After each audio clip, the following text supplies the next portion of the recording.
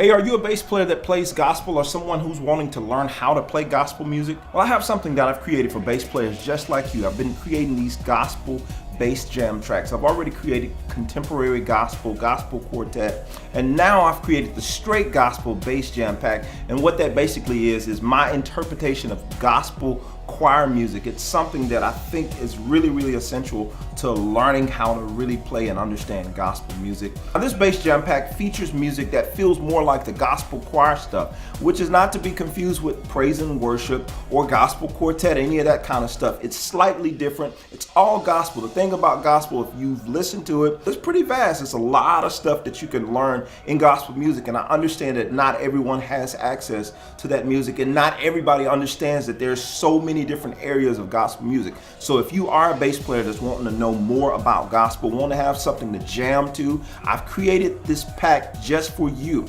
And as well, I've created the instructional to go along with it. So I'm going to be breaking down all 6 of these tracks, showing you exactly what I'm doing. You're going to get my version of my bass take of what I'm playing, how I would approach it, as well as getting the sheet music and the tab if you need that. Some of you guys just play by ear, and that's fine. I'm going to walk you through exactly what I'm doing using the number system and all that kind of stuff so that you can get a good idea how to approach this and add it to your arsenal of things to pull out. So if you just happen to find yourself in that gospel music situation, you know exactly what to do. So I encourage you to check out this gospel pack and start adding a little bit more to your arsenal. I'll see you on the inside. Peace.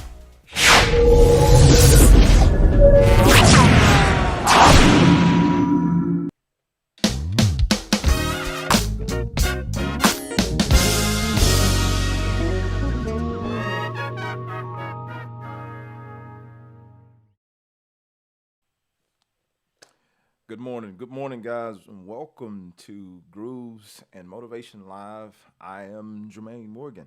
Glad that you all could join me. For everybody that's already here, you early birds, appreciate everybody checking in. Be sure to drop in the chat where you're watching from as usual.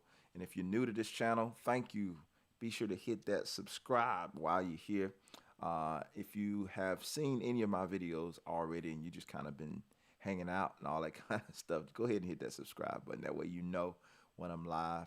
If you just happened upon this channel, just stick around for a minute. I think you'll find something that you enjoy.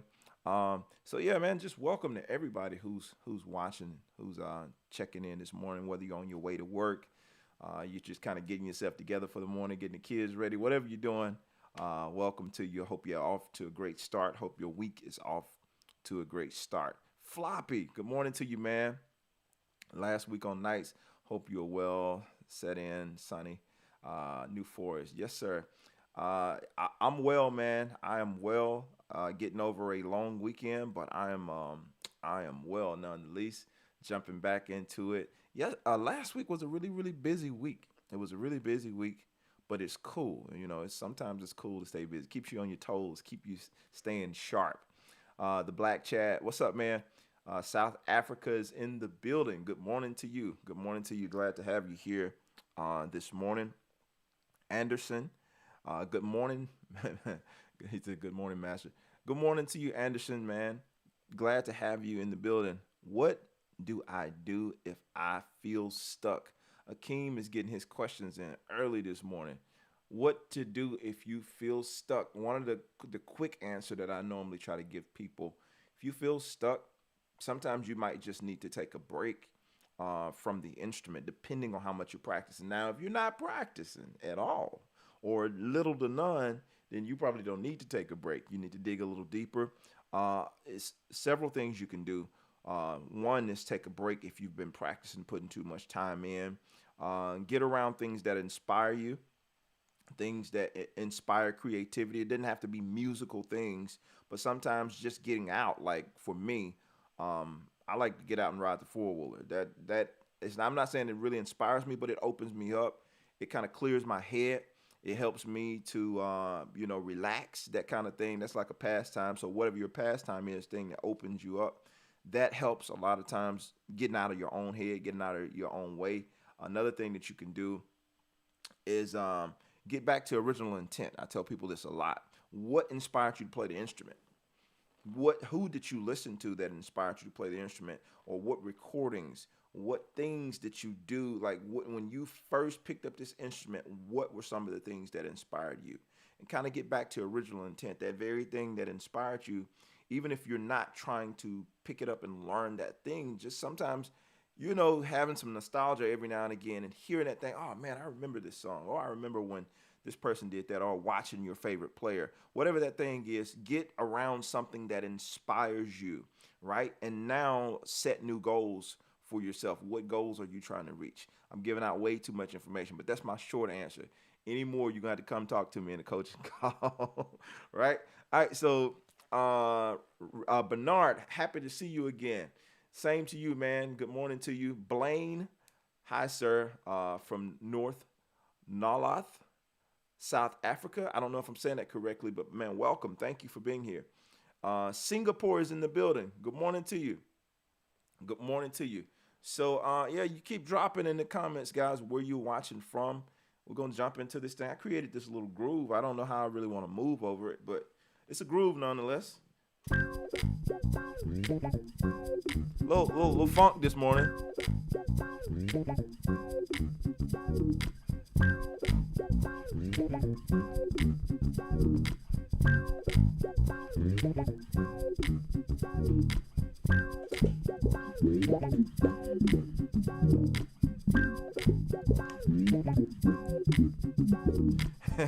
Floppy said your studio is starting to look like a music store.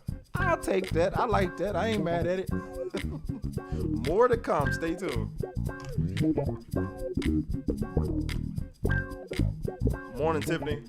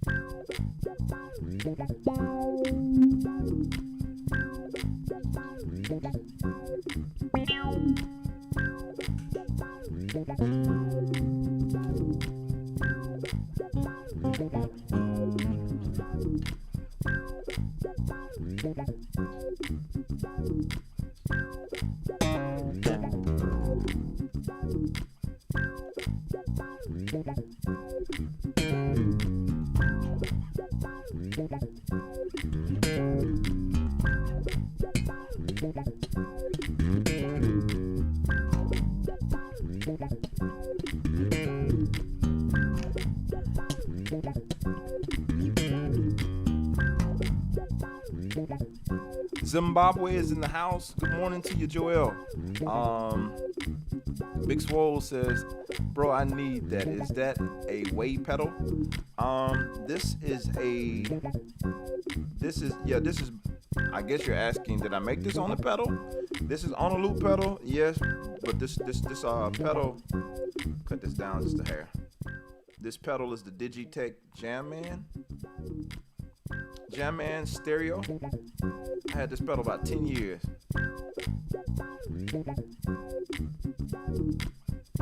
Yeah, just a little nice little funk groove, if you will.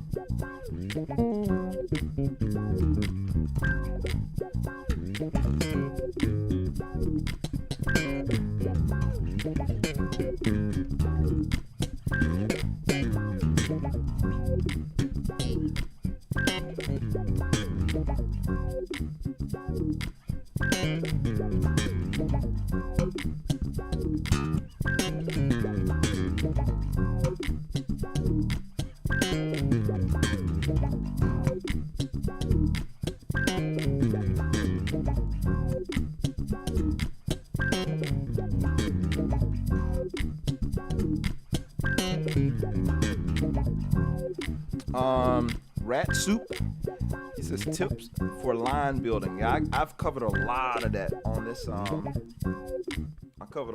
this channel. So do me a huge favor, just kind of go and search through my videos. You can actually go to maybe season 4.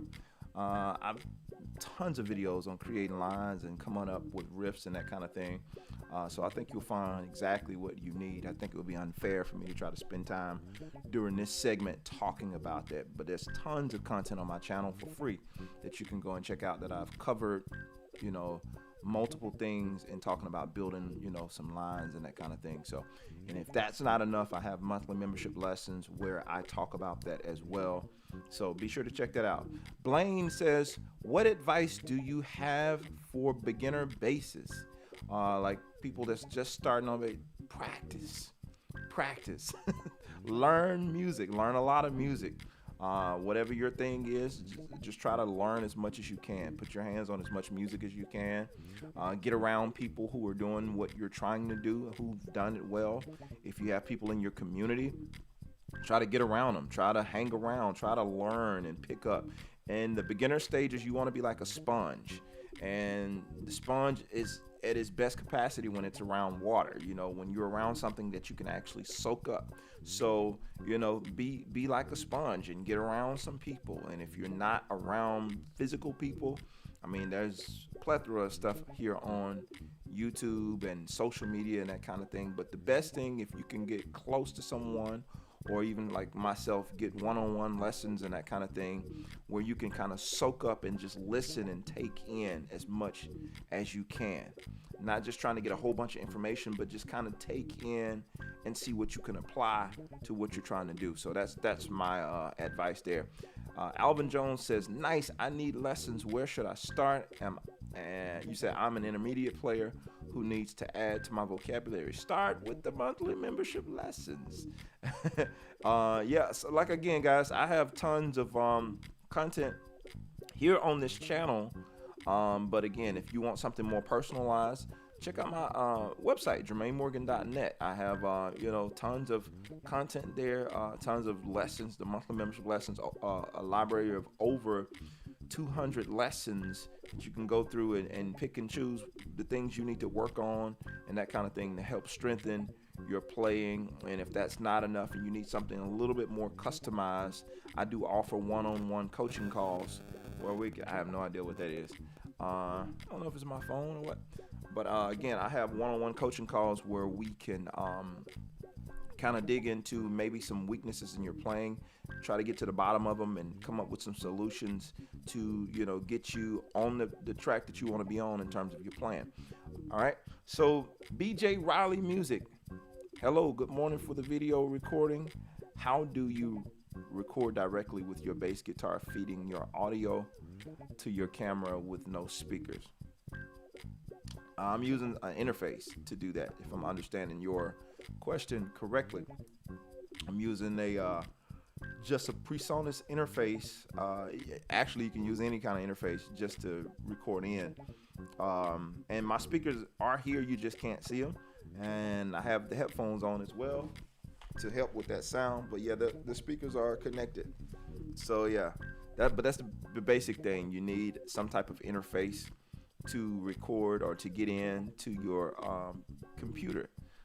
You said, and let me make sure I read it and understand correctly. Video recording, how do you record directly with bass guitar feeding to you? Okay, so now you're not going to feed that audio to your camera per se. You will need some type of DAW. If you're just talking about recording a video, not going live, but actually recording a video, you will need some type of recording software. That way your audio is super clean. So now not only do you have a camera, but you have audio software like Logic Pro or Studio One or whatever your choice of audio is. You use that and you record it, and you have to sync the audio with the video. Now, that's a lesson all in itself. But that's what you have to do. If you want to use a separate camera and have your audio sound really clean, you gotta record the audio separately into some type of recording software. Preston, good morning to you. Team Ramrod, good morning, Jermaine, and all. God bless you. I like this, man. Y'all came out the gate swinging with the questions this morning. I'm like, we ain't even doing a groove yet. We got the questions ready to go. It's all good. I appreciate the engagement, so I ain't mad at it. Let's see. Let's jump back into this thing.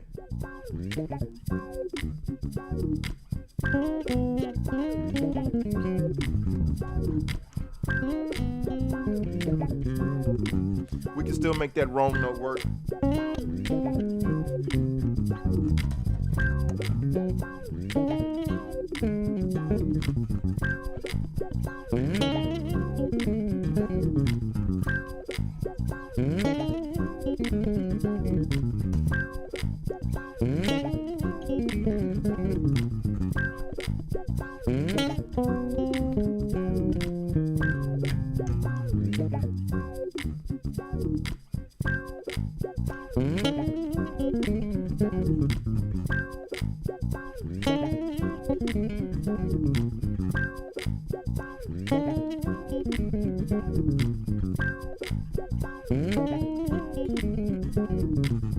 Good morning, Calvin.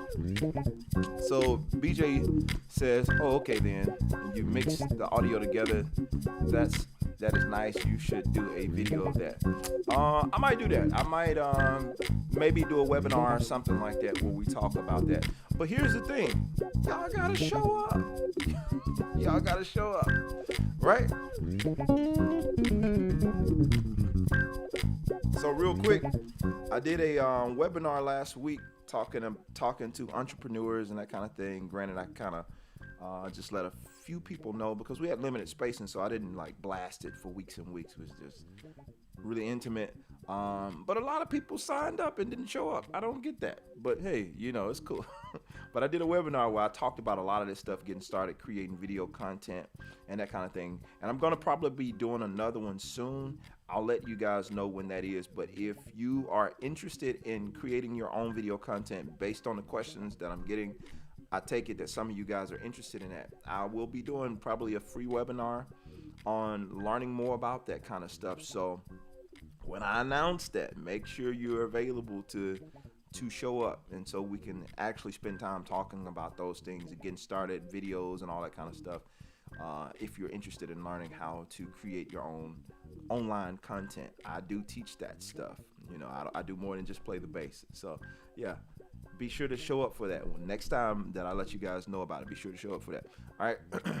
Team Ramrod says that serene bass looks amazing, man. Thank you. I appreciate it.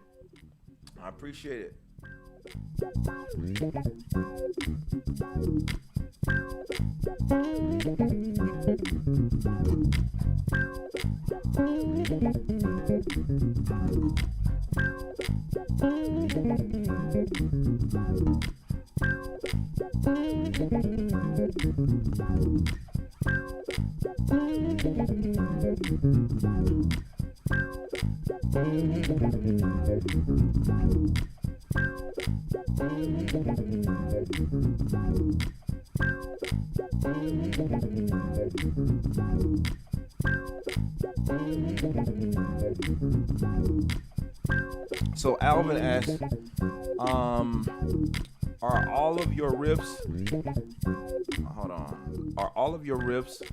based in the modes? If so, which one? What was the riff you just did come from? No, I honestly, y'all, it's funny when I hear people talk about playing. Man, y'all do way more thinking than I do. I would say some of y'all are like geniuses when it comes to the theory and applying it and that kind of thing. Because I don't do that much thinking when I'm playing. I honestly don't. I don't think that much. I'm not thinking modes. I'm not doing that. Granted, I know this stuff, but I'm not thinking when I'm playing. Not in that regard. I play a lot from feel. On 90% of what I'm doing is based on feel, how it feels in the mix of everything, how it sounds. Granted, now you do have to have some type of knowledge base of what you're doing in order to, make stuff right. But at the same time, there are cats I know who can, play circles around a lot of musicians and they don't have a clue, notes or anything. So that whole thing in itself can be debatable. But to answer your question, the riff I just did was like a blues riff.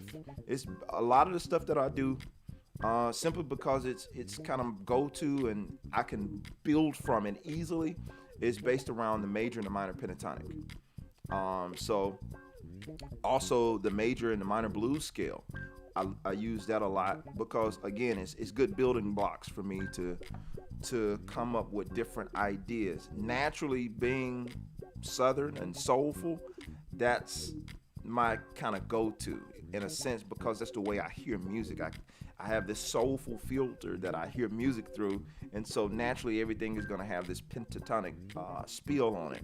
Not because that's all I know, but that's just the way I hear it, right? So I'm not thinking necessarily modes, even though you might hear some modes included in there. It's built a lot around the minor pentatonic and major pentatonic. So again, like this groove, I'm tuned flat. I'm tuned like E flat minor.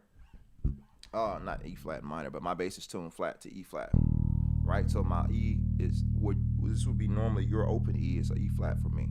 So point taken, if I did this, just playing a minor blues,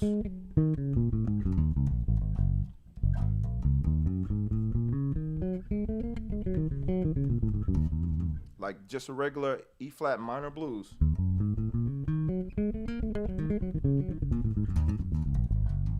That's all I'm doing. And so I might just take a variation of that.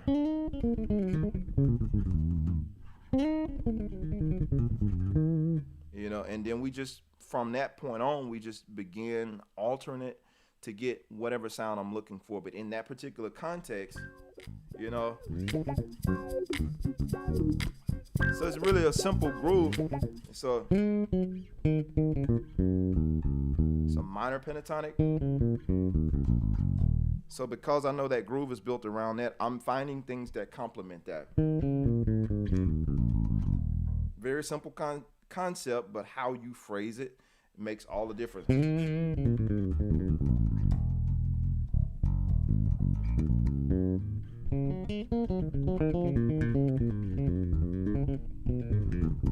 then you start adding little stuff, here and there, and mixing, matching stuff. But for the most part, the foundation, the core of it is built around either major or minor pentatonic, or we can blend the both.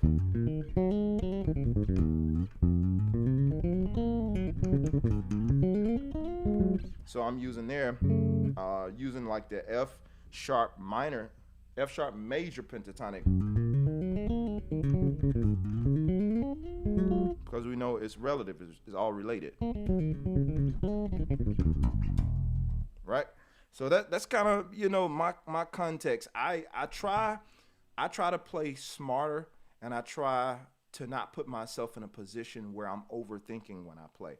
I go to things that I know, and it all comes down to your muscle memory, what you've added to your muscle memory. I try to make it easy for me when I play, easy to get my thoughts across, because when you sing, I equate playing to singing. When you're trying to sing something, you're not trying to think of the most complicated thing you can sing when you're trying to sing a song or sing a melody or something like that. You go with what naturally flows out of you, and if you add a little bit as you go, you just kind of add a little bit to your singing or whatever. Even if you're not a great singer, you're going to go to the stuff that you know, and that makes singing easy. I think the problem that happens with musicians when we play, we know so much information, but we haven't like really applied all of that stuff to our playing. We go to this hard stuff trying to figure out how to add it, and it doesn't flow like singing does. Anybody can sing, roll, roll, roll your boat gently down the stream, merrily, merrily, merrily, merrily, life is but a dream. Easy, right? Because we're not overthinking it. We're not trying to figure out what we can add. And if we do want to add a riff, roll, roll, roll your boat gently down the stream, merrily, merrily, merrily, all that foolishness. You know what I'm saying? It's going to be very subtle stuff. But when we playing for musicians, right? We feel like we have to kind of save the world when we do something. It has to be spectacular. It has to be, it has to have pyrotechnics, stuff blowing up in the background. It's like, it doesn't have to be all of that. It just has to be honest to who you are. And I found I'm in my rarest or truest form, rather, when I'm playing music as it comes to me, as I hear it, as opposed to trying to reach for something. Now, when I get a little bit more creative in terms of writing songs, I am stretching myself and going and pulling stuff out that's in my catalog, because I'm being very aware of what I'm trying to create. I'm not trying to be repetitive, and I'm being very intentional with my writing. But if it's the situation I'm playing live and I'm flowing, I don't have time to go back and redo something, right? So I want to be in the most natural form of my playing that I can, so that I can eliminate as many mistakes as I can. In the studio, when I'm writing, I can have as many mistakes as I can as I explore and try to come up with something. Now, what I've been able to do with doing these lives is free myself up to where I can make as many mistakes, and that way I expand my vocabulary. I encourage you guys to do that. If you have like a situation that's really laid back, it's not really intense, like an open mic, jam session type deals, where you're allowing yourself to explore those ideas. You're allowing yourself to add a little bit more of that stuff to your vocabulary, because you have to be in a situation that allows you to exercise those things. And I don't mean sitting in a room, and you could do it sitting in a room and just going and putting a metronome on, that kind of thing. But to me, putting the heat on causes you to retain a little bit better, because now you're forcing yourself to produce under pressure, in order to make yourself retain or to make yourself put out, so to speak. You put yourself under that pressure, and having people watch you while you do what you do is pressure. Or going out doing a live show and you're trying something within the context of that show and implementing it into your groove, not spending the whole night experimenting, but you know what I'm saying, every now and again trying to implement something. Now, it all matters the type of gig you're playing. Let me put this in context. If you're playing the type of gig that requires you to stay in the pocket, or you're not going to get paid, then that might not be the best place for you to be experimenting and coming up with all your new ideas. If you're not confident that you can nail it. So it's always with respect to what you're doing. Again, being here on YouTube live allows me to create and try as much as I want. So you'll see me up on this end of the bass a lot as opposed to being down here.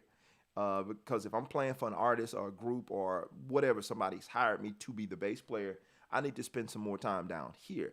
But here on my channel, where I get to basically do whatever I want to do, I could spend all night down here and nobody's not going to say anything. Well, let me change that. Somebody might say anything, but you can't stop me, right? You're not cutting the check. So it really doesn't matter what your opinion is of what I'm doing down here, because this is my opportunity to explore. I created this platform to give myself an opportunity to explore, right? So hopefully that kind of brought some clarity in that regard. I know it was a long answer, but I wanted to make sure I gave context and clarity to the question that was being asked, because I'm sure other people had that same concern. Let me go back here and all right. So Barn Base 42 FC from Thailand. Glad to have you. Prince Dimitri. Good morning, Jermaine. Love your work. Do monthly members have access to all of your videos on your content? All of the monthly membership videos. Now, I have a different level of membership called Membership Plus.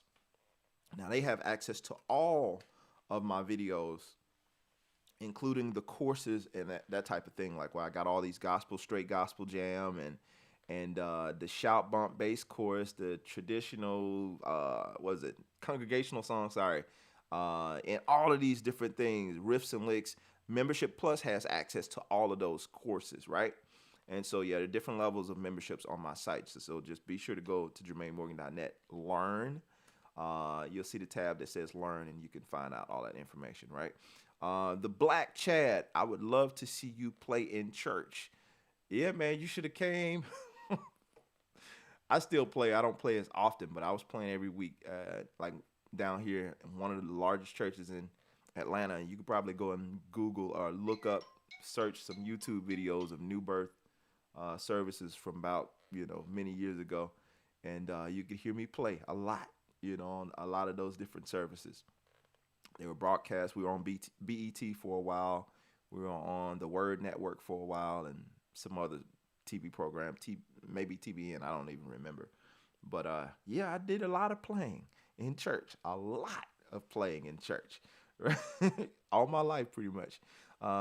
Got you. I'm a Southern bassist too, so I need to learn the minor pentatonic and major pentatonic scales. Absolutely.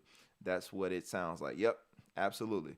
For any bassist, it didn't really matter what the genre of music you mainly play is. I think just having the major and minor pentatonic scales under your belt is a useful tool for any of you who haven't already added it to your arsenal. Because here's the thing, you play it anyway. You just don't know it.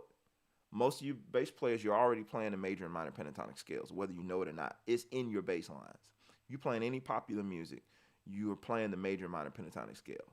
So, whether you feel like you've learned it or not, you already know it. You just don't know what it's called. Once I learned the pentatonic scales, it's like, oh, that's what that is. You trust me, a light bulb, if you have no idea what that is, once you finally put your hands to it and learn it, a light bulb is going to go, oh, man, I've been playing that the whole time. Guaranteed, right?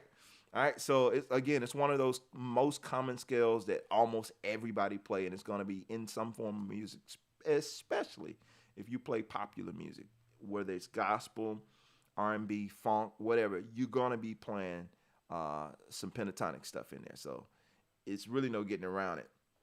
All right. So Javon says, "Morning, Jermaine. As always, great stuff. Continue to allow God to use you. You are the best, man. Thank you, sir. Man, to God be the glory. Glad that you feel that way. I appreciate it. Floppies is great stuff. The amount of knowledge we get from these sessions. Thanks you, sir. I appreciate that, Floppy. I appreciate it, man. Black Chat. How do I get things I practice into my actually into my playing, meaning remembering? I think I answered that just a second ago. The Black Chat. I think while you probably typing that, I was answering that question. Um, any artist, band you'll recommend for getting inspiration? Man, that's it's so many people. I don't even know where to start. All right, let's go jazz. Let's go jazz. The Yellow Jackets. You know, one of the more uh, I'm not gonna say recent but premier bands for sure. The Yellow Jackets, it's so much value there. Any of their records, I mean, you can go all the way back to the '80s, and any of their records here in the Yellow Jackets is definitely some inspiration you can get there. Chick Corea and the Electric Band. I didn't really grow up on a lot of Chick Corea, but I have heard and I have listened to a lot of their music, and there's definitely a lot of value there that you can get. Dave Weckl, it was Chick Corea's drummer, but he had a great band.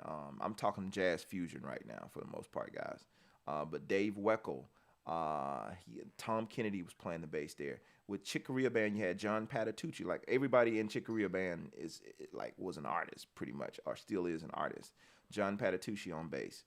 He has phenomenal records. You can listen to his stuff and be inspired. I mean, especially the days of the Ken Smith when he was playing at Ken Smith sounded amazing. He still sounds great now. Don't get me wrong. But that stuff back in the day that he was doing on that Ken Smith was crazy. Of course, Victor Wooten.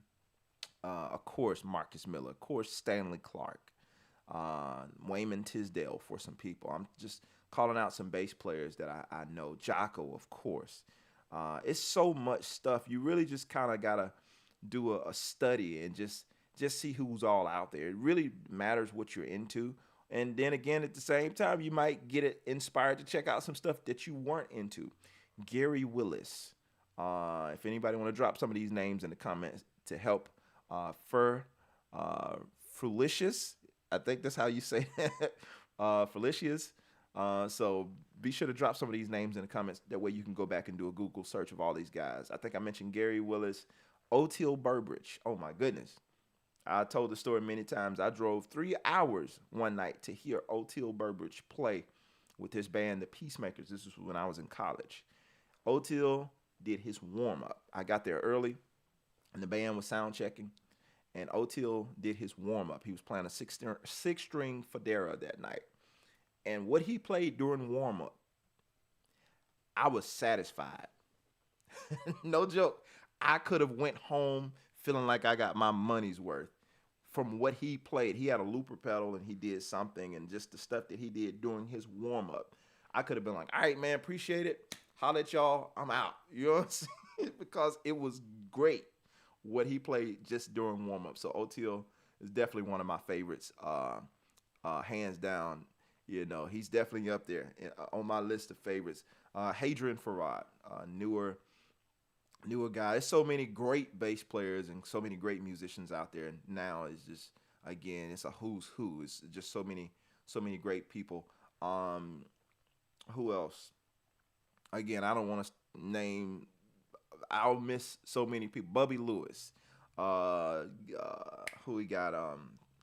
It's so I'm gonna stop there because it's just so it's too many people. So just I put it like this: once you search one of Richard Bonin, once you search one of these people, it's gonna just recommend different people, and just take the journey. Just start finding people maybe that you've never heard of before. Just so many great bass players out there, so many great bands and great musicians that you can listen to. And we just talking fusion. I hadn't really even got into gospel or any of that stuff. It's just a lot of stuff you can listen to. So hopefully that gave you some things of artists or something that you can start looking up and listening to if you haven't already been listening to some of these people. But yeah, it's a lot of people you can check out. for inspiration and learning, especially learning how to. I gave the names of people who really know how to cover this fretboard well. So for my groove purist out there, I know it's a lot of groove and bass players, but from the, I think from the standpoint of what people are asking me in terms of bands and that kind of thing, solo bassists, these are just some people that you can check out, get some inspiration. Even if you're not trying to become a solo bassist, they can definitely give you some information to kind of cover the fretboard, because the more information you have, the more you have to pull from. That doesn't mean you have to use it all the time, but at least you have a bigger pool to pull from rather than a little kiddie pool and that's all you know. You know what I'm saying? You got a big ocean of information to pull from whenever you're ready, depending on whatever the situation calls for. Skarabi says, Yo, Jermaine, greetings from Germany. I'm going back to Paris tomorrow. I came here in Germany to buy some new music stuff, maybe a new bass. Sounds like a lot of fun. I don't remember the last time yeah, I do. I have never went to Germany to buy anything. So that sounds like a lot of fun, man. Preston, well, there are frets all the way down. Why not experiment? That's what I'm talking about. You got frets running all up and down his neck. So why not get all the way down here and see what can happen with that note, right? You know what I'm saying? Like, why not get down there and figure out what we can do? They didn't stop the frets right here at the double dots at the 12th fret, so why not get down there and see what we could do? They added another string to the bass. Let's see what we can do with it, right? I like that attitude. Jimmy, good morning to you, sir. Andre, good morning. Jaco Pastorius. Yeah, oh yeah, I forgot to, how could I not? This is, I follow Felix Pastorius, Jaco's son, online. Apparently, this is the anniversary of Jaco's death. If I'm not mistaken, this is the anniversary of his death. So respect to, may he rest in peace, Jaco. I don't know how many years that this makes since he's been gone, so I'm not gonna attempt to get those facts wrong, but I do know that this is like the anniversary of his death. What a great player. If you don't know him, please look him up. I love it. Haha, you nailed it, my user too. Okay, all right, I got you. Got you. Matt Ramsey, absolutely, man. Matt Ramsey, I got to get Matt on the show. Matt, I don't personally know him, but he's a phenomenal player. Plays with Kirk Franklin and does some stuff with Sean Martin from Snarky Puppy. And Matt is a problem. He's an entire problem. I've seen him do stuff with tons of other artists as well, but most notable, he's Kirk Franklin's bass player, and I think that's him playing on Love Theory. So, yeah. Justin Raines, of course, Justin, that's my guy. Alvin Jones, it says the finger exercise for speed. So y'all gonna have to go through the channel and find some of that stuff, right? I can't answer all of them. Joshua says, theory or feel, which do you prefer a musician have when putting together a band? Feel all day. Not just only feel. I want a musician who knows how to make great decisions and how to be a team player. That's a great question. Which do you prefer, a musician? And again, this is my preference. If I'm putting together a straight ahead jazz band, of course you're gonna want someone who has a little bit more theory under their belt. It all matters the context of what we're talking about. If we're talking, again, straight ahead jazz, or if I'm looking for a saxophone player, you want them to have feel, but you want them to have a vocabulary. So when we go there, or when I call on you, I point to you for a solo, we got some information coming. I mean, we want the groove to feel good, but if you're one of those instruments that when I call on you, I need you to give me something, then of course I'm gonna want you to have a little bit more theory or understanding for another. Let's take the spookiness off of it. I want you to have understanding and a knowledge base of your instrument. So when we do go there, you know how to go there. So it matters to me the context of what we're talking about, the context of the musical situation in terms of what I'm going to be looking for when I put together a band. You know, that for me, that's the biggest thing. What am I looking for? If we're just, jamming out, or if we're playing a church service, I need to get through a church. Many of you guys know I grew up a church musician. So if we're just trying to get through this service, I need somebody who's competent enough to know what to do in this moment. what type of church are we talking? Are we talking, like straight gospel church? Or is it a church that does a mixture of gospel music, contemporary gospel? Or is it a church that does, more Christian music, contemporary Christian music? So I don't need your gospel chops on that. So it all matters. So because when we say church, we just can't say church and it's a blanket statement, because there are church musicians who don't know how to simplify when it comes to, like, you see me all over this base when it comes to what we're doing here on Grooves and Motivation Live. But I know how, without people jumping and seeing one of my videos for the first time and seeing me playing and telling me, hey, the bass player needs to do this. I know how to do this.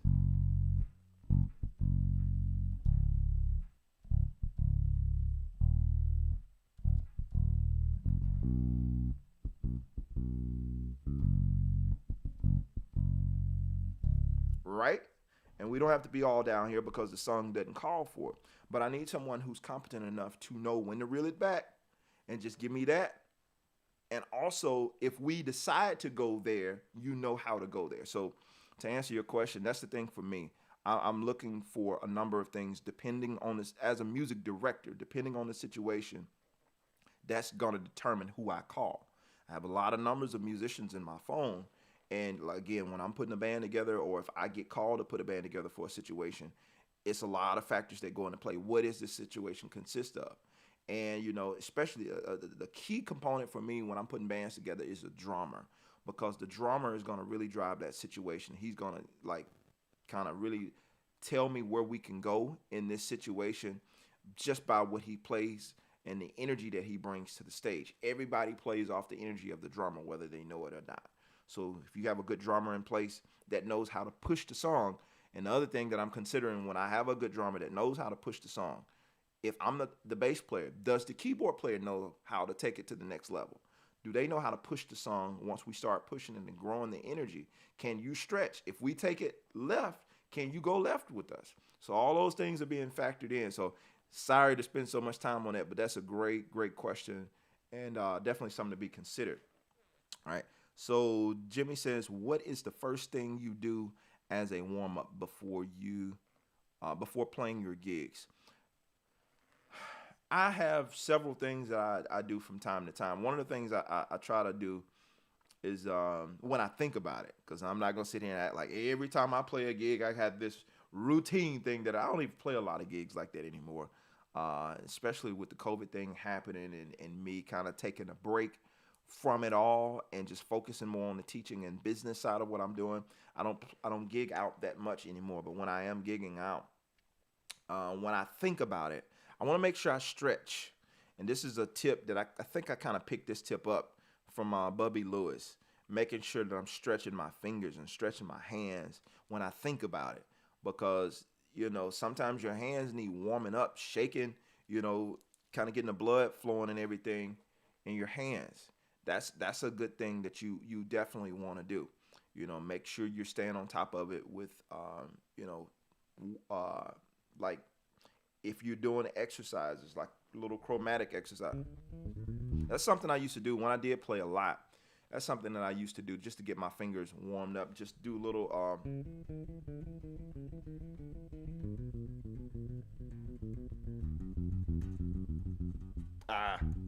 haven't done that in a while. Something that just different exercises to get the fingers warmed up and go up and down the fretboard.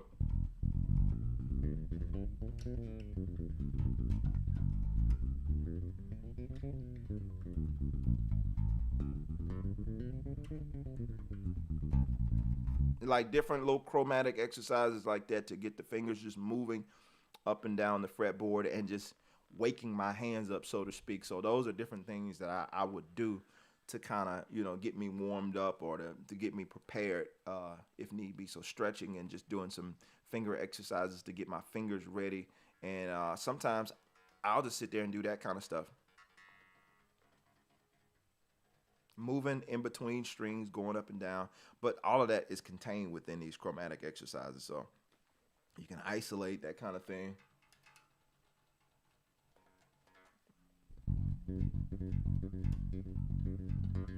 Different things. You can make up your exercise. It doesn't have to be any set thing, whatever works for you. The idea is just to get the blood flowing, get your hands warmed up. Sometimes I'll work through the song. If there's a line in one or two of the songs that I'm having trouble with, I'll spend my time at the early part kind of running through those lines and incorporating them, making sure that I'm sweet with whatever it is I have to play. So I'm not fumbling McFumbleton out there when we do the line or we do the song, right? So a lot of those things, I'm just doing a lot of mental preparation before I start. P. Lee, good morning, everyone. Huntsville, Alabama, in the house. Good morning to you, sir. I was in Alabama this weekend. Um, let's see. Know you sound good information. Good morning, great information. Thank you, sir. Riff Music, good morning to you. So yeah, that's I think we've covered a lot of questions this morning. I don't even know why I got on here, what I got on here to talk about, but it's cool. Y'all have questions for me, and there's nothing wrong with that. When playing a mid song, who do you normally communicate with to create a hit? Let me read that. Let me read that again. When playing in mid song, who do you normally communicate with to create a hit? Um, if I'm the music director, I'm generally communicating with the whole band. If I'm not the music director, first off, I'm gonna communicate with that music director to make sure that it's okay. Uh, you know, or try to like I try to make sure that anything that I have, or if there's an appointed music director in the band, I'm trying to run everything through them, because one of the things I don't want to do in a musical situation is overstep my authority in this musical situation. I always want to respect who's in charge. If there's a person appointed in leadership, because what you don't want to do just for the sake of having something added in the groove, you don't want to just start calling stuff, because now you're creating a little tension. You don't know it right away, but if there's a musician that's there and you're calling stuff over the music, not musician, but the music director, if you're calling something over them, you're creating tension. They might not say anything about it right away, but if you do it long enough, you create tension in that moment. Or over time, you create tension and you create unnecessary stress amongst the brethren when you're playing, because now they're wondering, all right, if you're calling stuff, what am I doing here? Or what's my role? Because you seem to be taking my role. And it's like you're taking liberty. So the biggest thing I would do personally, if I'm not the music director, if I had an idea about a hit, I wouldn't just tell the drummer to play this. I would talk to the music director. If I have a talkback mic, or if I don't have a talkback mic, I'll try to get his attention, or I try to, there's been situations when I wasn't the music director that I played something and I just added it in the song, and the music director liked it, and he told me to play it again, and the whole band catches it. Now there's been moments that I suggest simply by me playing something. Now me trying to override and make a hit or something like that, I try not to do that, because I understand in this situation I'm not leading. So yeah, that's the safest answer I think I can give. We're trying to have respect for whoever's in leadership, in terms, especially if you're in a church band, because people take that stuff seriously, right? But actually, in any band, if there's a appointed music director, you kind of want to, if you do have an idea for the song prior to, communicate it to that music director. And I think that keeps you in good standing. And that way, when you build a great relationship with the music director, that person can trust you. If you do have an idea, sometimes they'll welcome your ideas and they'll tell you to call it, that kind of thing. So that, to me, from the standpoint, from the seat of a music director, that's always a great thing to do. Run it through the music director first. And that keeps you in good standing. That keeps everybody cool, and you don't create tension on the stage. Floppy, repetition has really helped myself. That's good stuff. Yeah, adding it to your arsenal. Repetition is definitely good. Playing it over and over again, and making sure you're able to execute that thing. Let's see. March Angel, good morning. My bass player at church is looking to understand how the modes work with that, the keys, with what the keys player is playing. Um, I did some talking on this channel about the modes a while ago. I did a really practical I did a really practical application of using the modes. I was talking about like something as simple as using it in gospel quartet music, just the basic level understanding of the modes. Because the modes can go from being very simple to very complex really quickly, depending on the context that you're talking about when you say the modes. Because it's a lot of information. And if you're just trying to understand everything as a whole, sometimes it can become complicated. I think taking one concept of the mode and applying that concept little by little, like if you're going to start with the Dorian, let's figure out how we can work the Dorian into something as opposed to going through all of the modes and trying to see how I can use the modes. Like, no, we have to first, instead of trying to figure out how I can incorporate it, let's understand what we're doing. Let's understand what it sounds like. Remember, music in terms of it comes through the ears first. It has to sound and feel good in terms of what we're playing. It has to match what's going on. It's not enough to just know what it is. You have to know what it sounds like and understand or be able to kind of not necessarily understand it, but at least recognize it. Because think about it. In music, most of you guys, before you started playing music, you could hear music and you might not have understood everything, but it made a lot of sense in context. Most of it, unless they're just playing some, unless we talking Chick Corea Electric Band, you know what I'm saying, where they go way out there. Most of the stuff in popular music, you don't know everything that they're doing, but you get the context and it makes sense, and you're able to repeat what they just did. Like bum, da, na, na, na, na, na, na, na, na, na, na. Almost everybody can sing that line. If I had a group of you guys together and we were in a room and I say, all right, we're gonna sing this 1, 2, 3, 4, ba, da, da, da, da, da. And I'll have the whole audience, even people who aren't that musical, will repeat the line that I just sang, and they will sing the line back to me almost identical to what I just sang. Now, did they understand what they just sang? They understand how I presented it to them. They understood it in the musical context. They may not have known that that was a major pentatonic line. So, right? So that should have answered the question of whether I have perfect pitch or not.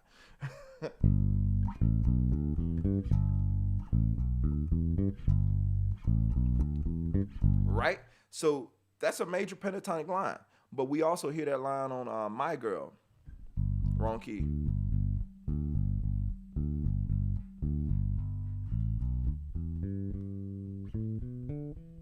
I got sunshine, right? Everybody knows that line. We've heard it before. When the song comes on, we understand that line, whether you're musical or not. So what's the point I'm making with all of this? You don't have to fully have it all just to start incorporating it. You need to be able to kind of apply it in the musical context and be able to see how that thing makes sense in that musical context. I have a lot of people that I've worked with in doing my coaching calls, one-on-one calls, that kind of thing, that they know the theory. They understand the theory, but they can't play it. Don't get me wrong. They can play the scale or they can play the mode, but we go into a groove, they can't do it. They can't put it, they can't implement it. So what good is it? You know it and you can answer it and you can explain all the theory behind it, but when it comes to applying it, it doesn't make sense. So that's why I try to come from a reason why I taught the whole modes thing in something as simple as gospel quartet, because I want to get people to understand just a practical application of this. Not getting into something real deep where you're playing a solo. No, you'll be more likely, if you're a church musician, you're gonna play something or blues. You're more likely to play a groove like that than you would to be playing a Chick Corea or a John Patitucci solo. You're more likely to play something simple. So if I can get you to understand the context of the modes in something really, really simple, then when we start moving into the complicated stuff, you're more likely to understand what you're doing, right? But if you're trying to just take this super complicated thing and apply it over some crazy chord that the keyboard player just played, you're going to be confused, especially if you already don't fully understand the modes. you're just gonna be confused. You might look up and play something right, but did you understand what you just played and how it made sense, how it tied into everything else? Now play a groove and put that same thing. Now he spelled that chord out while y'all was just sitting there talking, and you was able to play that mode over that chord. And now, oh, I see how all those notes work in that chord. Great, put it in the groove. You see what I'm saying? So that kind of thing, you want to make sure that you not only understand it, but you understand or at least have an idea of the application of the thing. Because when I can understand how to apply it, even if I don't fully understand it, if I can understand how to apply it, now it's useful to me because I can actually use the modes rather than just talking about them or being able to get in a theory debate and try to tell somebody that they're playing something wrong and this is a this and this is a that. Plug up though. Plug up and let's play. Play that, what you're arguing with me about. Plug up, and when we get to this 4 bars, I want you to play all that stuff you just argue with me about. Oh, you can't do that. Okay, so let's not have this argument. Right? So I'm sorry to be blunt, but that's really how I feel a lot of times concerning how we approach music theory. A lot of us learn music theory just to be able to debate with people about what it means. It is not for that purpose. It's so that we can play these instruments and express ourselves musically better, right? And hopefully translate that information to someone else, not to make them a music know-it-all, but so that they can express themselves musically better, right? So let's take the debating out of the whole thing. Going back, not that I'm going back and forth, but I would love to hear you play, right? All right. He said, Prince Demetrius said, you just won't get called back again. Yeah. You're referring back to just being all up and down that neck and not playing what you're supposed to be playing. Yeah, you won't get called back for sure. I'm thinking about how to improve on timing. I did learn my first song. It's Stand By Me by Benny King. I would say metronome is a good way to do that, but trying to lock with a good drummer.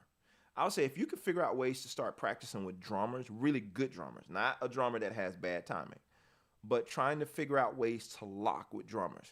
How do we do that without reinventing the wheel? Well, transcribing songs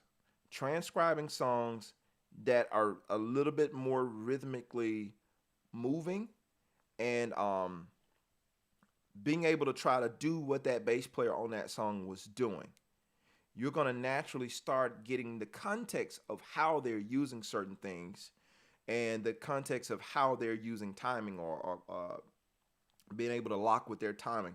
That's going to help you in the regard of getting better because you're not reinventing the wheel. You're not trying to come up with you're not trying to come up with some complex grooves and all this kind of stuff. I think when you dissect different songs and try to pull those rhythms apart and you start making it a part of what you do, then you add it. Naturally, you add it to your playing. One of the things I was having trouble with years ago was ghost notes in my groove. A long time ago, I found this bass player, and I liked what he was doing, and I know it was what I was missing in my playing. I just didn't know how to add it to my playing. And I started taking some of those concepts that I saw this bass player doing, and I started applying it to my playing. And I was very intentional about even when I was playing songs, trying to add it and trying to make sure that it synced with the groove. Not trying to go on my own little thing, but trying to make sure like when I was playing songs that I felt like it would be a good fit for, even though the bass player in that song might not have been doing it, I was trying to add that ghost note feel to my playing and make sure that it felt good. The syncopation of it. Like, like. And it is like the swing versus straight. Straight.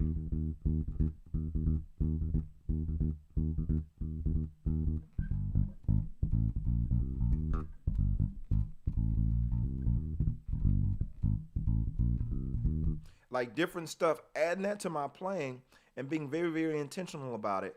And again, it came from kind of listening and transcribing to a sense. Granted, this was a lesson, but I'm listening to how he's playing it and trying to repeat that because he was giving me context and everything when he was playing the groove. And so once I done that, I'm like, okay, now I understand how this works. And I begin to hone in myself to try to improve on my timing and those type things. So it's, to me, working on your timing, you're just simply being very, very intentional about your practice and the things that you're working on in practice, being very intentional about it. Um, let's see here. Andre says, "Did you go to the Lee Williams funeral?" I did not. I did not make Lee Williams' funeral. March Angel, thank you. No problem. When you are playing a song, you are thinking letters or numbers. I can go either or. Most of the time, I'm thinking numbers because it's faster in terms of if the song transposes or changes keys. Oftentimes in gospel or just in church in general, that would happen where you learn a song based on all of the notes, and now they switch the keys of the song. Granted, on bass, you kind of get away with it on bass because the positions are all the same, no matter what key you're in, unless you're in the open notes. But for the most part, the positions are all the same, so it's gonna be all the same stuff. Only downside is when you don't know your notes, and the keyboard player or whoever's the music director start calling out certain things that are not in the song. If you don't know your notes, if they're calling notes, we got a problem. Because if they call, play the F sharp, and you don't know where F sharp is, especially if your bass is tuned different. my my fear years ago before I tuned my bass down was I wouldn't know what I was doing. I wouldn't know what I was playing. Uh, and I like they wanted that low B flat, and I was scared to tune down to get that low B flat because I'm like, I don't want to be over here and get lost. I'll play a run and try to come back, and I don't know where I'm at. And it happened when I first tuned down. It happened several times, but I got comfortable with it. And even doing these lessons, I got comfortable tuning back and forth because right now this bass is tuned flat. My other basses are tuned standard. So I'm constantly going back and forth, and I know where these notes are. So I know people talk about, well, it's not good. I sent out an email if you're on my email list. If you're not on my email list, be sure to join my email list. But I sent out an email about learning songs using numbers to save time. And I got some feedback from different people. One of the different things a person said was how they were saying that it wasn't a good idea to learn numbers in terms of learning songs because basically that's a limited way of learning. And I understand where they're coming from, but you have to understand the context as well. Now, if you have all of these songs to learn in a limited amount of time to learn these songs or to retain these songs, you don't have time to sit and listen to this song 30 times to get it in your system. If we're going to do this song, here's the context of where I'm coming from as well. I know my fretboard. I know my notes on my fretboard. I know this instrument. I know what I'm doing. Now, if I'm getting called to play a song, or if we're in church, or if we're on a gig and somebody wants to add a song to a set list, I don't have 20, 30 minutes to sit here and learn this song. This has happened before. It's like, oh yeah, this song is on the set list. Oh, you didn't get that song? Yeah, but we're definitely doing it. I don't have time to sit here and go and really sit and listen with the music. There are going to be times in your musical journey, if they hadn't already happened, that people are going to pull that stuff on you where you need to know this song and you need to know it now. How do I learn this song and I got 10 minutes? There's no way. The song 5 minutes long, how am I going to learn it? Right? Because we're getting ready to play it at offering or something, something like that. So what I found for me, all right, let me get out a piece of paper, pen, a pencil, whatever.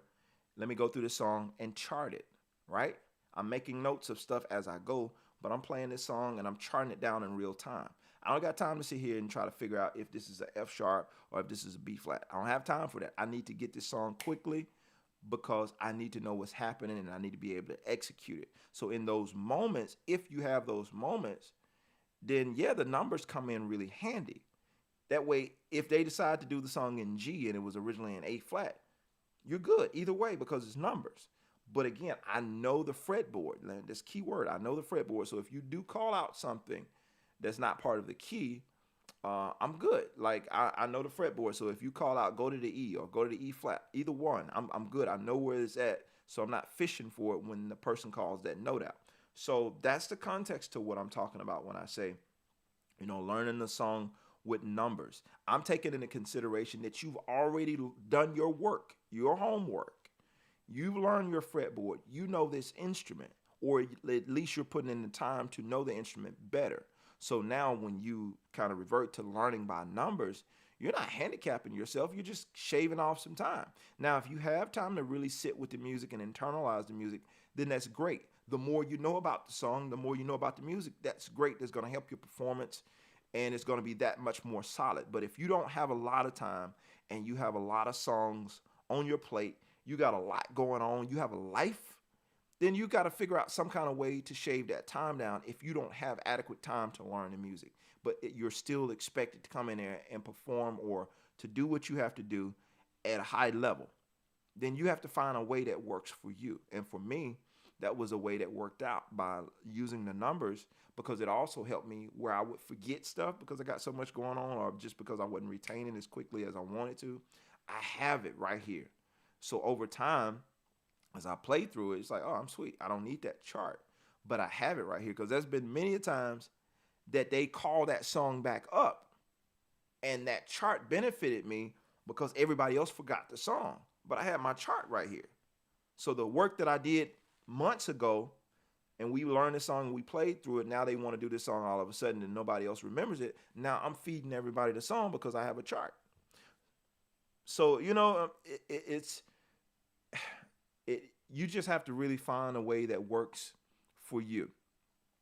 Jimmy, in terms of I'm giving y'all some long answers, but hopefully it's helpful. So I don't think notes when I'm playing. I know where I'm at, but I don't think about that. And if I'm just thinking, the progression, I'm thinking of the numbers. But other than that, I know what it's supposed to sound like, and I know what I'm hearing, and I'm going off feel and what I'm hearing. I primarily play by ear. So a lot of everything I do is based around my ear training. Sheldon says, good morning, brother, from Hinesville, Georgia. Say, to be an effective leader, you must be an effective follower. Absolutely. Absolutely. Yeah, you have to be a great follower to be a leader. And that's I'm going ahead and landing on the fact that I'm probably not going to get to my subject today, which is okay. It's all good.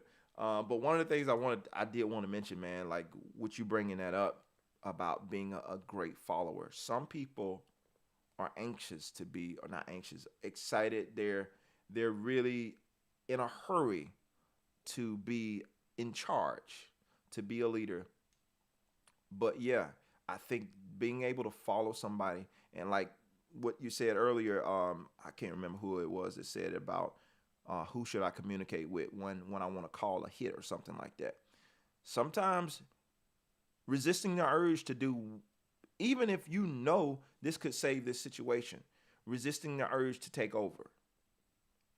I'm not saying that you're doing that. The person that made this, I'm not saying that you're doing that. But for me, coming up, once I finally got to a level in my playing, I was kind of handed that leadership role.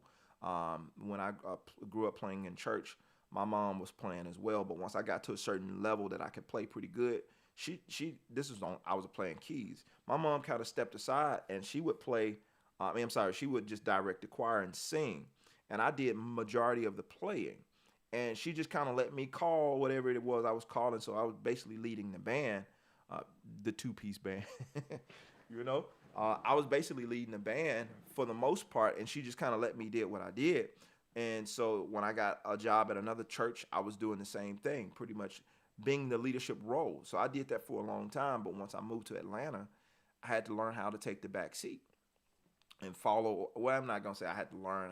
I knew how to do that. I knew how to, pull back and just play my part.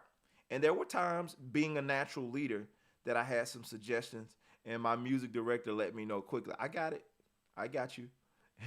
He'd say stuff like that. I got you. Because as a leader, you have that natural tendency. You don't mean any harm by it, but you have that natural tendency to want to interject your thoughts. But also being a great leader, like you said, is learning how to be a good follower, right? And understanding, like, I can trust this person in leadership. If they're doing their job and they're doing it in an excellent way, I can trust them to do what they got to do. And even if they're not doing it in an excellent way, my job is not to try to take over and I got to do it right. I got to save the ship. Nobody asks you to save the ship. Because the thing about it, when you operate in excellence and you do what you're supposed to do consistently, and people see that, trust and believe, there are always people watching. There are always, you don't have to tell anybody you're a leader. There are always people watching. So they're going to see those natural traits. So if you're your music director, your music, whoever, the person is not cutting it, that kind of thing, sooner or later, if you're doing what you're supposed to do consistently, it's going to stand out. You can't hide it, especially if that's who you are. And then the fact that you know how to sit back and take orders and you're not argumentative, and your team player, all these different things, they work to your benefit. So now when we're looking, or this organization is looking for a different leader, I've been in several situations where I was the side man, or I was just a bass player, or whatever the case may be. And maybe the person came to me and said, look, I would love for you to take on this music director position. I've had that happen several times. Several times I've declined because I'm like, this person that was music director might have been cool. Me and him might have been like super cool, and I didn't want to create tension or friction in that relationship. So I declined, and I said, no, I can't do that because this person might have brought me in this situation, and I definitely don't want to overstep my bounds and take this situation because this is the person that brought me in. And so without getting that person's blessing in that situation, I wouldn't want to do that, because that creates unnecessary problems that we don't want. So yeah, I like that statement. Being a good leader, you have to be an effective follower as well, or just a good follower as well. Sheldon says, "Good morning, brother. I always say to be an effective leader." I already read that. I already read it. All right, so you put it twice. Sorry about that. Yes, you have. No, I don't have perfect pitch, March. I was saying that because I was singing in one key, and I thought I just guessed at it, and I was not there. I have perfect relative pitch. I do not have perfect pitch. My daughter was blessed with that gift, and it skipped right on past me. So it is in the bloodline. Apparently, I was carrying the gene, and I didn't know it. Like I said, my daughter has it, and I don't have it. You ever played a nice riff and accidentally land on the wrong string? Oh yeah, absolutely. I probably did that today. I'm sure I did. Tiffany says, I'm working on timing too, looking for a creative way to enjoy the process. Is it possible not to know what you tune your bass to? Maybe standard. Yeah, standard tuning is kind of what you want to be aiming for.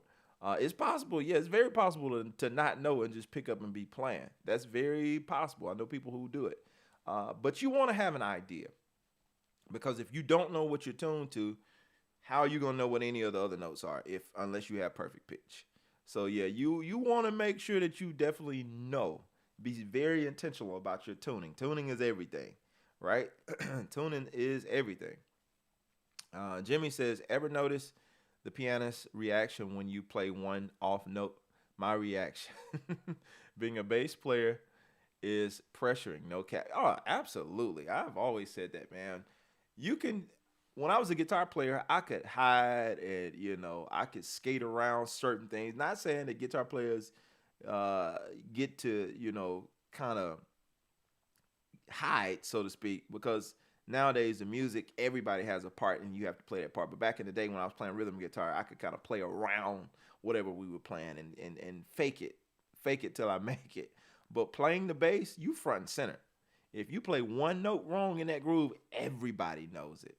And playing in a big arena or a big, huge church, everybody hears it. So if you play one note wrong, we all heard it.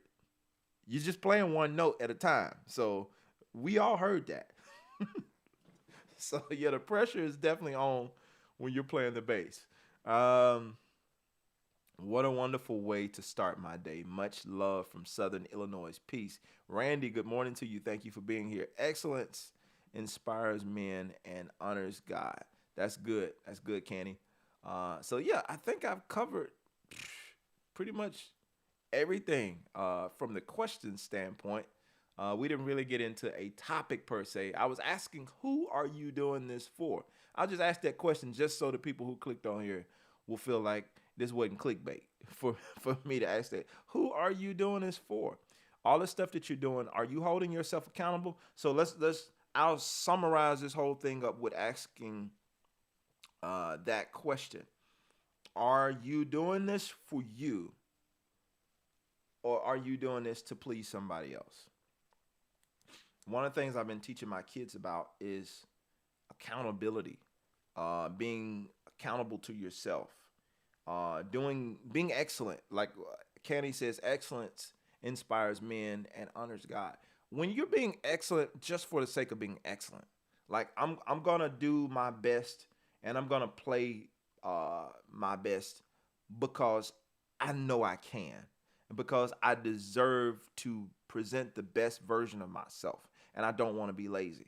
Even though there's nobody here monitoring how long I practice, I'm gonna put in these amount of hours that I know I'm supposed. I'm gonna put in at least 10 hours, especially if I'm a beginner. I'm gonna put in these hours. I'm gonna put in the time, and I'm gonna work towards improving. Like the people that's asking about working on timing. Are you doing that because it's a rhetorical question? Obviously, are you doing that because somebody said something about your timing, and they told you you need to work on it, or are you doing it because I feel like I need to work on my timing and I can tell it based on what I'm hearing? What I'm hearing these players do, I'm not hearing myself do. And I don't mean to playing the shiny object syndrome, comparing and all that kind of stuff, trying to compare yourself to other people. But I'm saying in terms of critical things that you know you need to being in shape as a great musician, like, okay, these are things I know I'm missing. And I feel like I need to add these things. So I'm going to be working to try to improve on my timing, to try to improve on my tone, because all of these things go into being more excellent about what I'm doing. You know, I don't need to be a know-it-all on this instrument, but I do need to put forth effort. Put forth effort because at the end of the day, I want to be able to say to myself, I know I gave it my best. At the end of every day, when it comes to this instrument, I want to be able to say, or anything, it don't have to be limited to an instrument. I want to be able to say at the end of the day, I gave it my all. Not to get a pat on the back from somebody else, not to get likes on social media, you know what I'm saying? But I want to be able to say for myself, for my own self-esteem, that I gave it my all. I put my all into it because I know what I'm capable of. And I know I'm learning more about what I'm capable of each and every single day. And so I don't want to cheapen what I have by half doing it. Right? So I want to give my best. I want to give my best performance. I want to give my best attitude when I come into contact with people, when I deal with people, all these different things. Because if you do it for people, the moment people let you down, you don't put your all into it anymore. If the motivation is trying to please someone else other than yourself or other than God, you know what I'm saying? The moment that you feel like a person has failed you or has let you down, your motivation for why you're doing what you're doing goes out the window. Now it's like, I don't even care. We get to that kind of place, man. I don't even care.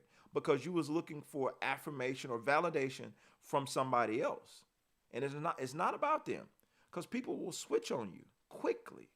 These same people that celebrate you about, man, oh, you sound so great, or you this, I'm just so honored to have you, and so all this type of stuff, these folks will switch on you for no reason.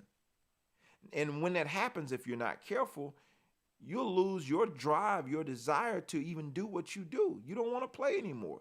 Be at a church for more than 6 months, and it was all peaches and cream when you came there, but now people are acting kind of funny with you. It's like, man, I don't even want to do this no more. I don't want to play. Wait a minute. Now, you started playing before you came to this church, and now all of a sudden, because these people say they don't like you, or they show signs of they don't like what you do, now you want to quit. That means you're doing it for them.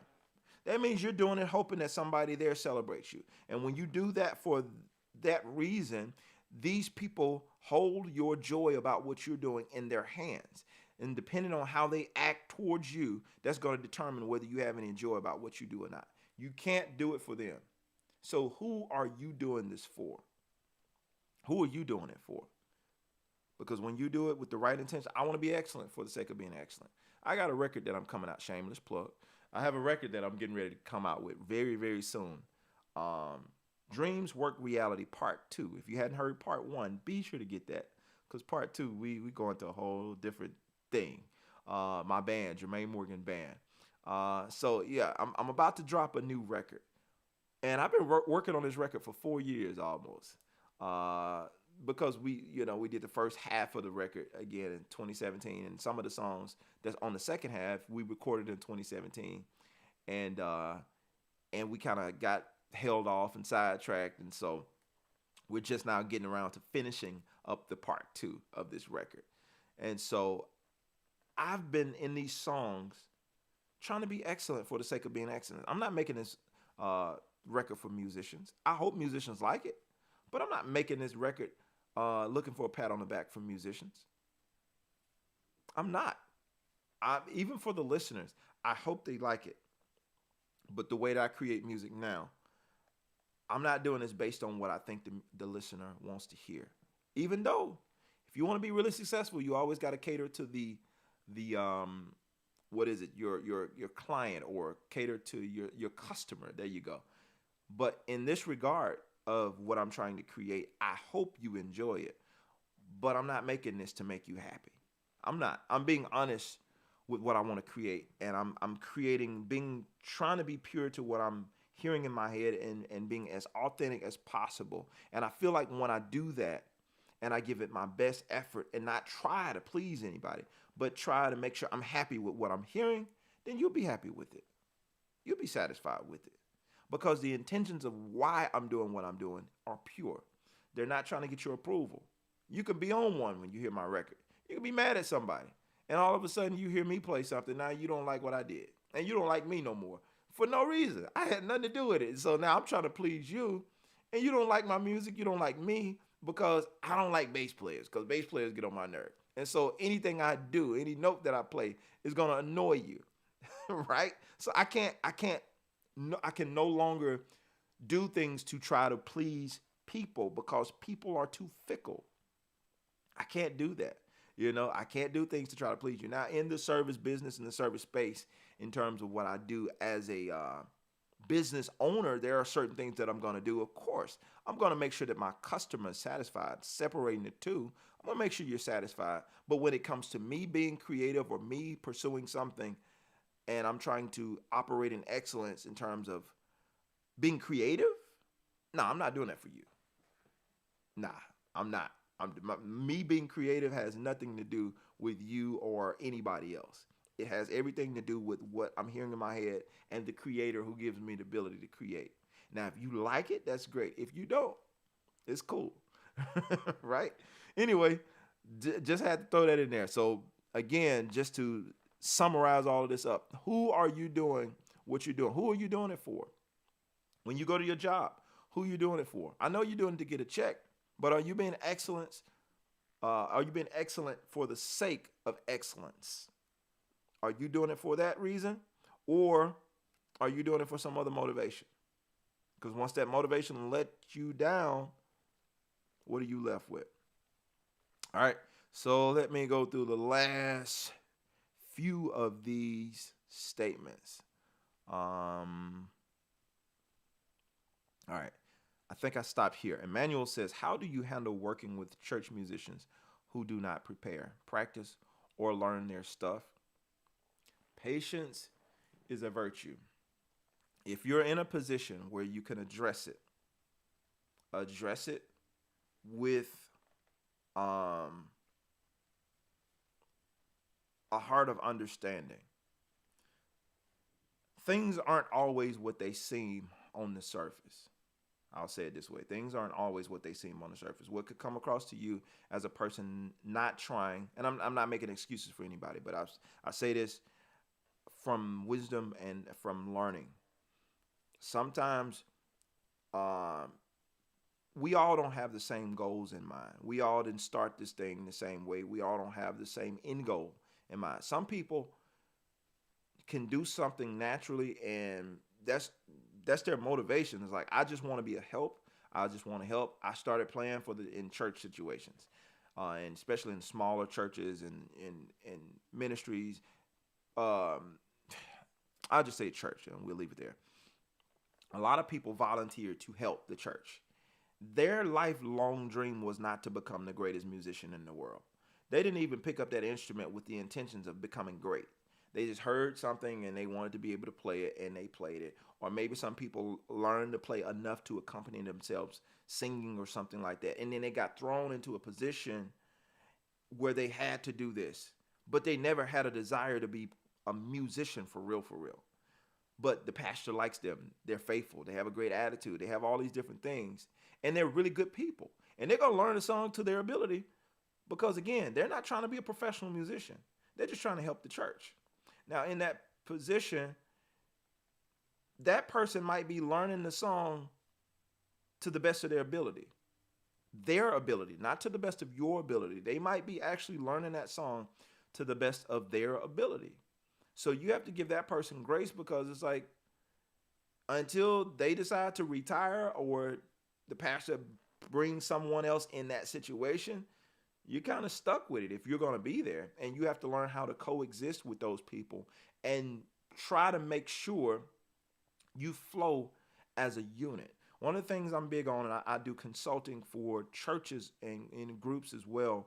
Yeah, we want to play the song right. We want to be in excellence, but not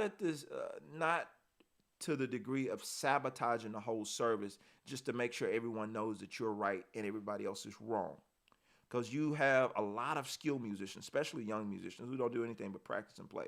But a lot of your older generation of musicians, the new stuff that people are coming out with, they can't play a lot of this stuff. So they're learning it to the best of their ability. I know there are exceptions to the rules, but you have to make sure you approach these situations with grace and make sure that you don't come across with the wrong attitude because guess what? Even though you're frustrated, these people aren't going anywhere. They've been at this church 20 and 30 years, some of these people, and you're thinking about leaving next year. They're going to still be there. So you don't want to create a bad situation and end up running off this church's loyal musician because you're growing and you're advancing in your career and you want to move to something else and you want to get your homie in there that's really good and your homie has no intention on staying because you put this church in a position. Granted, the musicians or the music department sounds like it's growing and it's getting better, but for how long? You know what I'm saying? These are things we don't talk about. These things we don't really consider. How long is this musician department or this music department gonna be good? Because once we're done and we're ready to move on to the next thing, where does this leave this church? Did we raise up any musicians? Did we train any upcoming younger musicians to be up under us to take over? To you know what I'm saying? It's a lot of factors that go into it. So that's why I say patience is a virtue. You have to really pray for wisdom and operate with integrity when you're handling people who are not learning the music. Some folks are just lazy. There's no excuse. They didn't have no sad sob story. They're just lazy and they don't want to learn the music and they're skating by on their talents. They're skating by on how good they can play. And if that is the situation and this is a skilled musician, then yeah, maybe you need to have a conversation with somebody who can get some results. You know what I'm saying? Maybe you need to talk to the pastor or the worship and arts pastor or the whoever the leader is. Or if you're the music director, you need to pull this person to the side and request of them to step it up because this ain't going to cut it. Here, this is not going to cut it, especially if we're in this is not a small church. This is a bigger church or this is a bigger situation, even if it's not a big church. And we're just trying to be excellent and everyone else is on the team is trying to be excellent and you have the ability to do this and you want to be a professional, then we need you to show up. And if you can't show up, maybe we need to find someone else to fill this spot. Now, maybe that conversation needs to happen in that regard because now it's a different scenario. So all of these things to me, in my opinion, and again, all these things are my opinion based on my experience.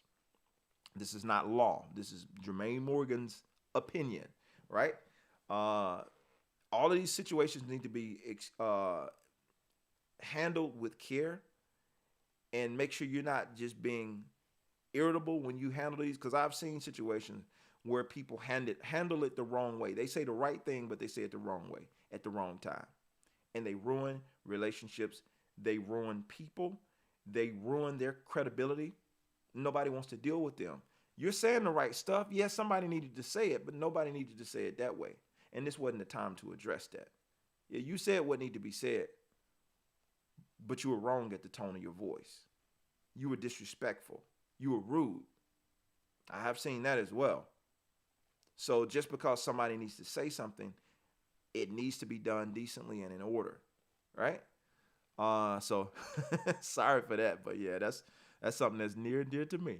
Um, let's see here, Ian. I'm going to answer the last few of these questions, and I'm going to jump off. How does one build vocabulary of feels and riffs, etc.? What's the most efficient way of doing that? Transcribing different things like I was talking about earlier. And if that's not enough, I have courses available that show you how to start doing that, not from scratch, but using some things some basically templates that are already laid out with riffs and licks from my own personal vocabulary. That way you kind of get the building blocks to start doing your own on my site, jermaine.morgan.net. So you can check that out. Jay Red says, say that. Really looking forward to seeing it. I stopped playing keys. This is Jimmy. I stopped playing keys because a lead singer cussed me out. And so I switched to bass because I didn't want that pressure anymore, low key. I get it, man, but you can't allow people, again, you can't be driven or controlled by people, because what happens if another lead singer cuss you out about bass? You're going to give that up.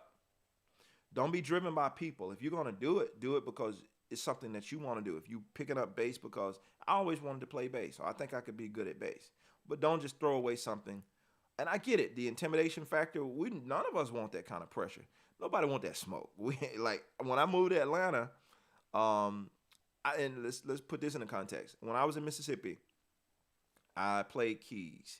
I moved to Alabama and went to college. I played keys at a church, but I never considered myself a keyboard player. I always knew my passion was on guitar and bass, but I could play keys and I was pretty decent at it, and I could play drums. And so again, I would get these positions where I was playing keyboard, and I know for me, I never was trying to be a keyboard player. And so when I moved to Atlanta and I got around these real keyboard players, I did not pursue a job trying to play the keyboard because that was never my passion or intention ever. I could just do it. So when I got down here, I focused on the things that I was most passionate about. Now, I do play keys when I'm producing music and I'm writing songs and that type of thing, but I'm very aware that that's not my strongest thing. And, I do it on the side, and when I feel motivated, I'll work on it. I'll work out songs, I'll work out ideas and all this kind of stuff. But I know my ambition is not to become the greatest piano player or this or that concerning playing the keys. So I don't spend a lot of time there. But my motivation is not swayed by someone else's opinion of it. It's swayed by my own opinion of how I play and what I'm trying to do. No one told me, hey, man, you suck on keys. Like, nobody told me that. And you know what I'm saying? I had someone to tell me that I wasn't what they preferred on bass. I told that story many times. And I didn't let that discourage me. I let that work as fuel for me, if anything. All right, so you don't like me on keys. All right, I got you. And you know us, we can get kind of real. We can kind of get that, I'm going to show you something, spirit, right? And you can use it as motivation. A lot of athletes do it. You know what I'm saying? So there's nothing wrong with it, but just make sure that you don't come out and present whatever you're doing the wrong way with the wrong spirit. Now, if you're going to show this person, all right, next time you hear me, I guarantee you won't say that again. If that's going to be your fuel to make you practice, by all means, use that as fuel. But don't try to throw it in somebody's face when you get the opportunity. It's like, all right, let your work speak for itself. Now that person come to you, man, I know I said such and such to you years ago, but man, can you play for me? No. I'm being funny. But you know what I'm saying? Like, so you can use it as fuel to help you to grow and become better, but don't let it make you bitter. To wrap that up, don't stop, JM. I don't plan to. I'm gonna stop today on this live, but yeah. So who is this? I don't know how to pronounce that. Melhan. I don't know if I'm saying it correctly. Is playing uh, your heart out I'm sorry, is playing your heart out a sign of being pure and being centered to play skillfully unto the Lord? Question. Sometimes people think I am being boastful. Um, One thing about opinions, I heard this last. It might have been. It's been a minute ago when I heard this. It said opinions are like behinds. Everyone has one, right? But it didn't. It don't always smell good. That's terrible. But you know what I'm saying? Opinions. Everybody's gonna have their opinions. Again, going back to who are you doing this for? It doesn't matter what people think about what you're doing. It matters what you think about what you're doing and what your pure intentions are. Because the only people that know your intentions are you and God. And so if you know giving your all, it requires you to act a certain way when you play, or you've expressed a certain way. A person somewhat mentor to me, very expressive when he plays. It's Jonathan DuBose, Jonathan DuBose Jr., the guitar player. He's very expressive, and some people can say he's very animated. He might look like he's doing a lot to some people. Man, it doesn't take all that. But I started understanding because I play guitar as well, and I tapped into what he taps into when he plays. And I noticed it causes a different expression. Like when I'm in here in this studio, there's nobody's watching. I'm recording, and I'm all there. I'm tapping into all of that kind of stuff, not holding back any of it. And I get it. I understand fully where he's at when he's doing it. And just like some of it you can't contain because it's touching a different place from you, especially when you tap into a different place. To other people, it might look like a little much. But for you, you know the reason why you're doing it. And so as long as your intention is pure and you know why you're doing it, everybody else's opinion is irrelevant. Does your opinion come with a check? If it doesn't, you can hold it, right? Because it doesn't really matter what you think. If I'm not doing anything that's disruptive, if I'm not causing any problems with what I'm doing, and if I'm adding value to this team, then your opinion about how I look when I play it doesn't matter. Maybe it's a person, I don't know. I don't know how you look when you play. I don't know what you got going on. But it could also be people speaking out of intimidation and jealousy because they're not as animated. And so now because you are looking a certain way, you're starting to show them up. And so it's forcing them to be uncomfortable because they've been cool. Like me, I used to be super laid back when I played, and it was required of me to be a little bit more animated. Just from my culture of music that I grew up around, most of the people that I grew up around that played were always calm. You know,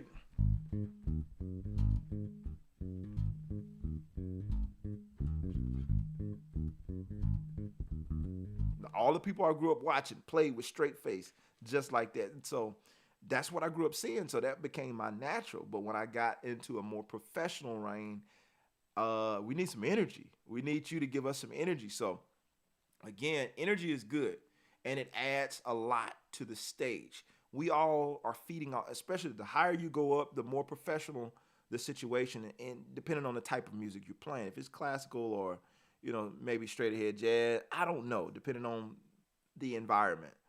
It might not be as necessary, but in a lot of situations, I'm looking for that energy. Because if you're dry on stage, you're pulling the vibe down. So I like a person that's not overly animated, but a person that's animated and has a lot of energy. So as long as you're pure about your reasons, that's what matters. Nice, sir. Thank you, sir. I want to be able to play when someone calls on me. Absolutely. We all do. So yeah, just keep working on that. And, make sure you're ready. Stay ready so you don't have to get ready. Before you go, can you give us a juicy gospel lick for us to practice? Jimmy. We got like way too many of them on this channel. I want you to go, my brother. I want you to go and check out this good old Jermaine Morgan bass lessons, and you're gonna find more licks than you probably have time for today. And even if you're looking for a good gospel lick, I got a lick called that churchy bass lick. Go check that out here on YouTube. Open another window, a tab or something, and check that out. So, so yeah. Emmanuel says, thank you very much. Really appreciate the wisdom. Listen, to God be the glory. Glad I'm here to share. Floppy says, thank you for the wisdom. God bless you. The next time, thank you all, man. I see it's a lot of thank yous. Donnie, good morning to you, man. Thank you for that. I would love to share it with you. Who knows, man? You just never know what happens. Thank you, Meljon. If I'm saying that wrong, please forgive me. Dr. Thunder, good morning to you. Listen, look like I made it through all of the comments. I think I responded to everybody today. At least I tried to the best of my ability for what time would allow, right? So again, thank you all for joining me today.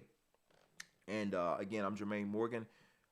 Make sure to subscribe to this channel if you haven't already done that. You want to know a little bit more about me, what I do, any of those details surrounding the consulting, the coaching, be sure to visit jermainemorgan.net. You'll find out all you need to know about me. That's JermaineMorgan.net. You can, again, find out all this stuff. If you're interested in any of my stuff that I have, any of my merchandise, any of my music, I do have recorded albums and all that kind of stuff that I have. You can learn more about me as a speaker, producer, all of these different things. It's all there at the site. So just take a minute and browse around and check out some stuff. You could see the stuff that I have available as well that might be helpful. A lot of you guys have asked me about developing licks. I have courses, memberships, all that stuff available on the website. And that's the reason why I'm not covering a lot of this stuff here, because I have made that information available both here on YouTube and on my website. So again, thank you guys so much. Yes, sir. Looking forward to that interview. Got an interview coming up, you guys, with Dr. Thunder. So be sure to subscribe to his channel if you haven't already done that. I don't know when the interview will be dropping, but we will be recording it tomorrow. So again, Dr. Thunder right there in the comments. Be sure to subscribe to his YouTube channel now. I'm looking forward to the podcast that we're going to do together. So anyway, guys, thank you so much. The only bass player I was really exposed as a kid was this guy at church. He made the craziest faces when yeah. So we all got that guy. You know, we all got that musician that we watched that probably as a kid made us laugh because they were super, super animated. But yeah. Okay, so it airs Thursday at 10 a.m. Eastern time. Okay. Oh, you turn around fast. You get the interviews turn around fast. No problem. Good stuff, man. So again, be sure to check that out. I'm sure we're going to have some great nuggets that we drop in this interview with Dr. Thunder. And he's an amazing player, by the way. He's not just doing interviews. This guy plays like 50 instruments. I don't know how many you play, Dr. Thunder. But, man, it's like I'm watching. I'm subscribed to you on Instagram, and it's like the lick. He shares licks every single day. Real quick, Dr. Thunder, can you put your Instagram handle? That way I can tell the people to go follow you. Some of you guys are asking about cool licks, and he does a lick every day on his Instagram page, and he's doing them on different instruments. He's playing them on a flute, a bass, a guitar, 7 and 8 string guitars, and you know, saxophone, all this kind of stuff. So follow on Instagram. Go follow Dr. Thunder Music. Do that now. He's dropping what we call it, the hot lick. I think it's the hot lick of the day on Instagram. So be sure to follow him. You can check out those cool licks. And I think you're a professor as well, right? I think you're a professor. Is it? I don't want to get it wrong. I'm not going to say it. I think you're a professor at a college, a university. So yeah, he's definitely, he knows his stuff. He knows what he's talking about. And that kind of thing. So be sure to follow him. There's a lot of value that you'll find there. Yeah. So anyway, guys, thank you so much. Okay, Director of Jazz Studies at Ohio State. That's what I thought. Director of Jazz Studies at Ohio State University. And the man has chops. So yeah, check him out. So good stuff. And I got to get over to Ohio State. All right, guys, thank you so much. I got to get off, but it's been fun. I got some studio work that I have to get done. So take care and catch us on Thursday on Dr. Thunder's YouTube channel. And yeah, last comment. Good morning, all. Unfortunately, I cannot stick around again today. So I'll just have to come back. Okay, good deal, man. BE, thank you for tuning in for the little bit of time that you did. Everybody else, I'm out. I've been on here almost 2 hours answering questions. But it's cool. I appreciate the dialogue. Thank you all for being here. Again, we're over 40,000 subscribers strong. Let's keep pushing the numbers up. Really, the numbers are cool, but I really more so want to give you guys the value. So if you found this video valuable, share it with somebody. Share it with somebody in your network who needs to hear it, who needs these questions answered for themselves. If you found anything valuable, share it with someone. And I'll see you guys on next week. I'm out. Much love to you all. Peace.